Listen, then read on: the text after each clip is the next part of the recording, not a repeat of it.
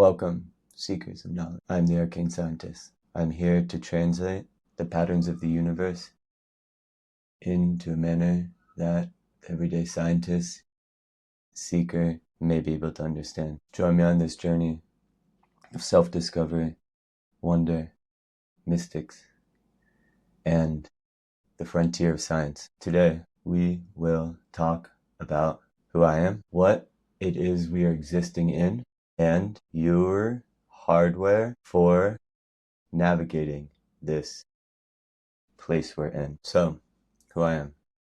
Who am I? I am Dimitri Faye, lifelong learner, mathematician, who took that math to apply to economics, which modeled mathematical formulas across populations, and then took that into studying data science, which took more advanced mathematical formulas and applied them to reality. I have developed for myself a way to translate how we would talk about computers and models and search algorithms to how spiritual people talk about walking a good path, about being enlightened, about being a good person, about love and respect, and translating these different words like love and respect into a framework. What many teachers talk about is something called right knowledge, and this is what we are exploring. This is what I've been exploring. And the right knowledge comes as it comes, and you recognize it through your own direct experience. So when you will have this direct experience, that is when you recognize that you are on the right path. You are creating this right knowledge for yourself. You are aligning yourself. So that's a little bit about me. I took this path to align myself and work with this knowledge about 3 years ago. And I've been putting it into practice, and it's been amazing. And so I'd like to share with you about how you can put it into practice yourself. What's happening now is we have an insurgence of people who are very disciplined mentally, who have an ordered mind, and as such are capable of working very well with spiritual knowledge. When you tune yourself into the right direction, you will be able to orderly take into account events of things that come and able to effectively manage the energy through your body. When this discipline that you have acquired through your hard work is taken and directed towards this workout, towards this computing problems, towards this ways of finding beauty in your life, in the lives of the people around you. That's what these methods are about. And what permaculture looks to do is to create energy patterns that will make more energy as time goes on. You want to make a system that will generate more energy over its life cycle than it takes for you to create that system to begin with. And what if we can do this, take the same concept and work with people? Many of these permaculture systems are designed around growing food, which is important. We need people there to grow the food. What I've looked at now is how do we grow good people? How can we encourage the best people? What practices and methods can people employ to strengthen themselves in a way that they're strengthening the community and the globe? You see, we align towards this. And so here we are. We see who gets the call. You are here listening through this process, and you are one of these people. You can choose to be as involved or not as involved as you would like. My goal and the goal of this Arcane Order community is to find a place for you if you would like to come give your energy. We align around making the world a better place through making people better. Please drop some comments If there's something you'd like me to discuss, and I will, but through this path of permaculture and looking at shifting my focus into social permaculture, into how can we develop ways for people to develop an energy spiral within a person so that they will generate more energy spirals. This is something the spirituality people call positive vibrations. And it's something abstract, so it's hard to put an exact label on it, but we will put labels on it. And this is what science is about. How can we label it so we can increase this as a potential, as an actuality in our communities? Because more of these things happening means more growth of energy, more positive vibrations within the community. So let's study it so we can make it happen. And what I've found is that when I'm looking at a problem, what I like to look at is where has there been work towards the solution of this problem? Where has nature, including people, created searches towards this problem, have already been involved in these conversations because they have already tried a lot of things out, so their starting point is more likely a better starting point than from complete random. Doesn't mean they have the right solution, it's just likely a better starting point when you start looking at the institutions, the animals, the patterns that are involved with the same thing you're looking at. And so in this, what I look at is spirituality, religion. Religions are super old, and what they try and do is raise vibrations. They try and make a good community, try and have everyone live in heaven, and they have techniques for you to do that. It's amazing.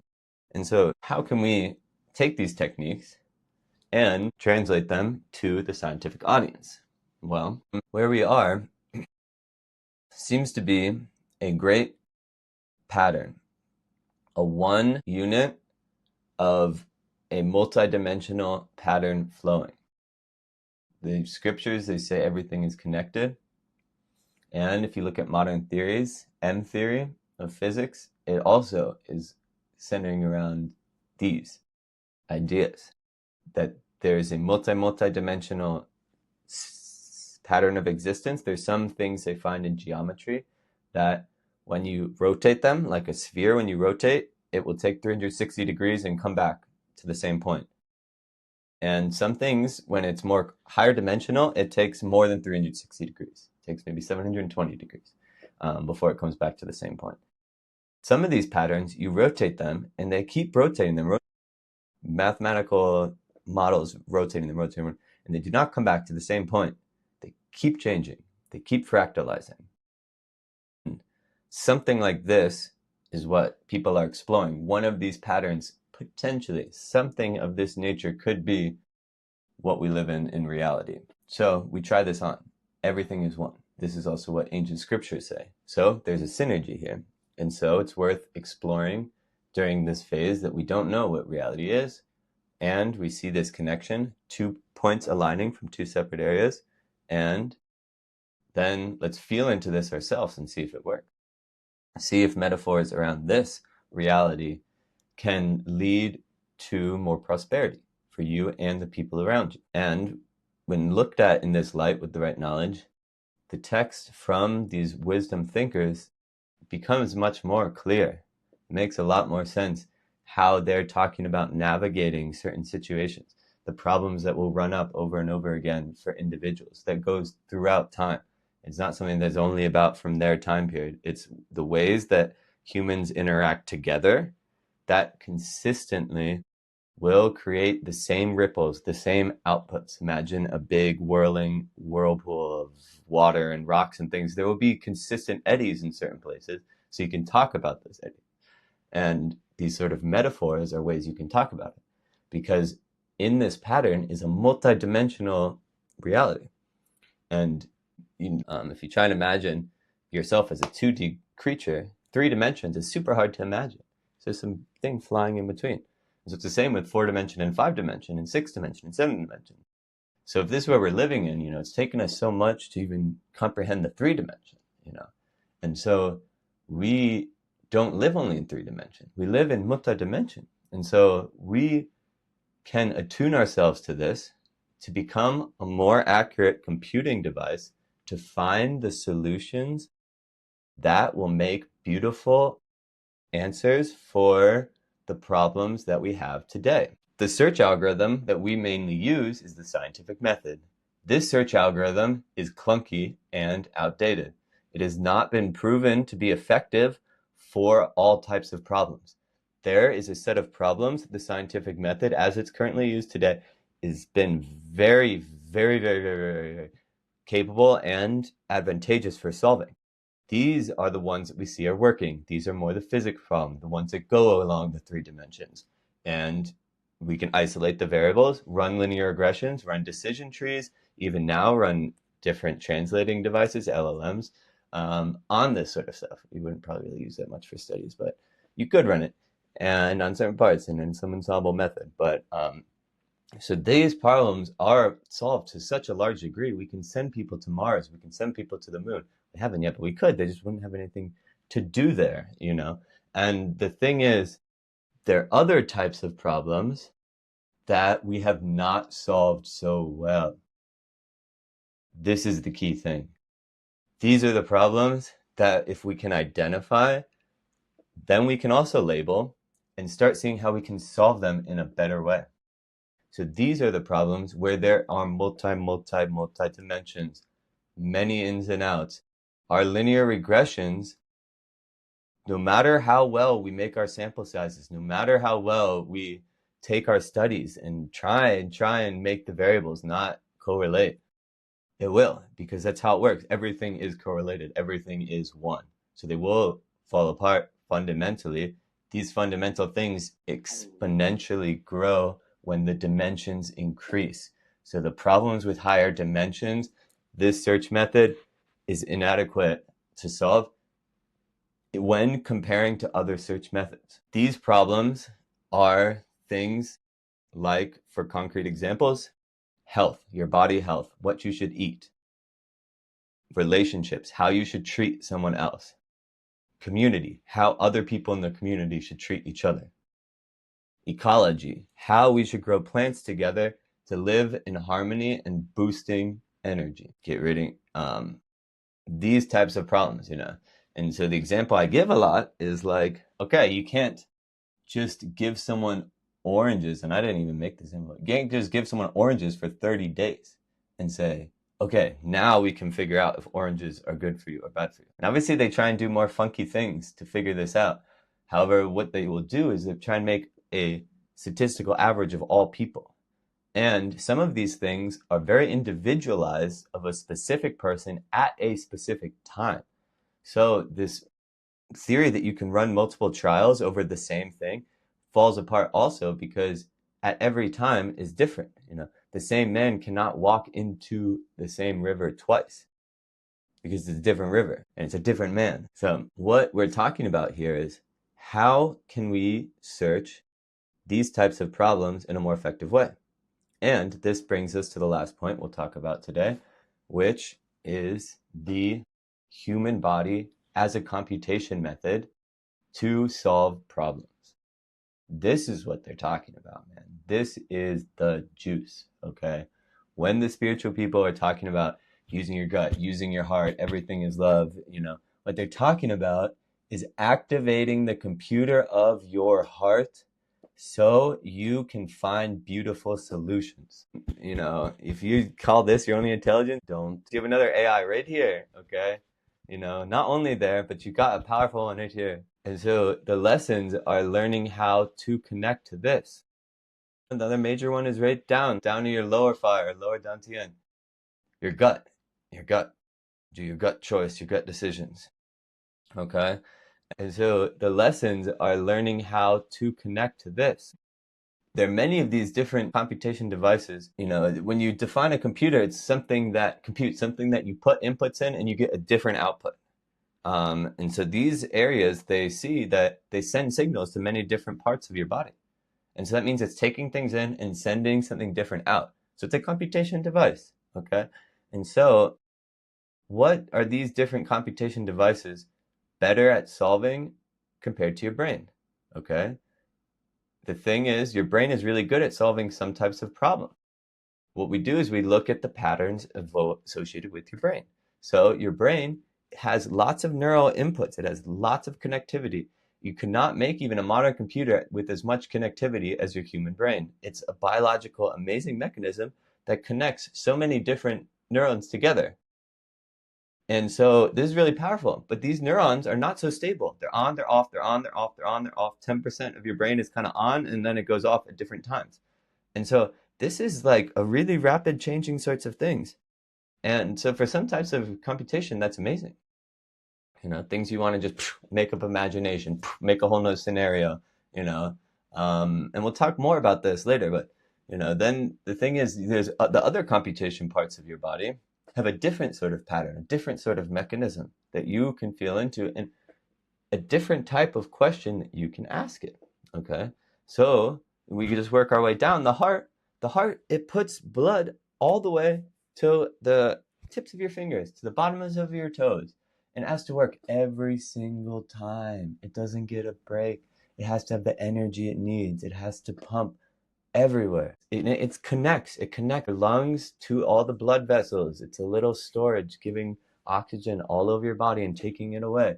And so these questions of connection, of working for a long time, these are the things that a computation device that is more attuned to needing to solve that, to do that all the time, will have a better answer for it. Okay? And the thing is, this is the seat, this is the house, this is where you mostly spend your time. And so these lessons, what they try and do is teach you, how can I make a translation? How can I make my own neural translation model to make the messages from my heart make sense to my head? Because English words is not how they make sense, okay? English words is not reality, okay? So there's a different way, and there's techniques which I will share with you on how to connect these things, and for you to experience it yourself. And we go down further. So it's your heart, which has this amazing ability. And then the major power center people talk about, computer, is your lower dantian, your lower fire, your gut. And this has its own computation ability, has its own pattern that it works with. So this is the area that has the most diversity in your body. We see this in modern biological studies of the microbiome. And more than 50% of this area is not even your DNA. It's some other community, some other little growing structure of bacteria or something else, some little things growing down in there. What this does is it creates a stable environment. When you have diversity of communities, the niches are filled in that environment to a better extent than just a singular type within an area. And this is a permaculture principle that diversity leads to stability. And so something that's stable, that will just work right then, right now, this thing's changing all the time. It's not always for the longest term. It's the trust your gut. You ask a question there because it's just, I need this to work right now. Like, let's get this going.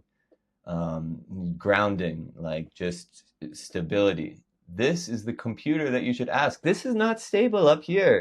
We all know that. It is not stable. There's tribes that say, I don't understand you Westerner people. Like, you live up in your head. Don't you know there's a crazy person up there? We live down here in the gut. It's much more stable. We go up there when we need to, and then we go back down so we can relax. And so these are talking about this computational back and forth and mix and max and translating from your gut to your heart to your brain to your solar plexus to your chakras outside of your body. These are the things we'll discuss here on this channel. I am the Arcane Scientist, and with all respect and love to you, thank you for watching. Until next time, peace and love.